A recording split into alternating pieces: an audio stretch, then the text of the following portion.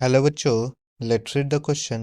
The question says that the part of a transistor which is heavily doped to produce a large number of majority carriers is. The options are base, emitter, collector, none of these. So, we will solve this question. First of all, we will see what will be the key concept used in the question. The key concept used in the question will be doping of a transistor. So, हम देखेंगे कि एक transistor में कौन से part को किस तरह से डोप किया जाता है।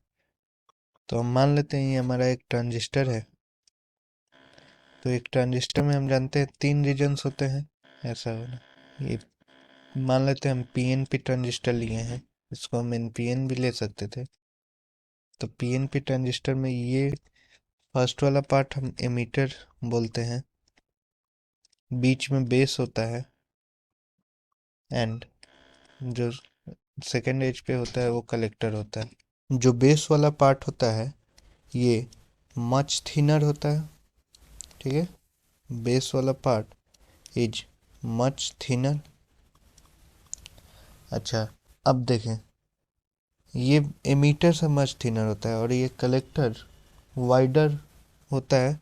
ये बेस से भी वाइडर होता है और एमीटर से भी वाइडर होता है। मतलब सबसे थिनर बेस होता है, देन एमीटर होता है, देन कलेक्टर होता है। हम ये देख सकते हैं फिगर में भी हमने कुछ वैसा ही बनाया है। अच्छा, जब डोपिंग का बात आए तो emitter is heavily doped, heavily doped. ये ऐसा क्यों होता है?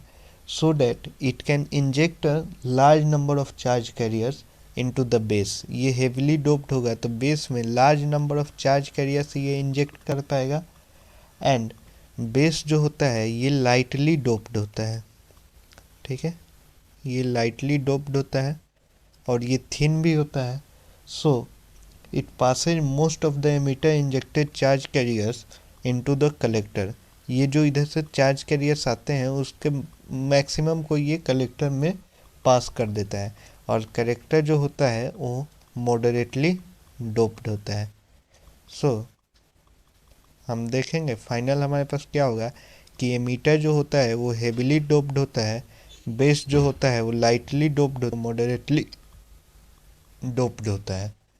तो हमें क्वेश्चन में क्या पूछा है? The part of a transistor which is heavily doped to produce a large number of majority carriers is. तो आंसर होगा emitter. So this will be the final answer. Hope you all understood it well.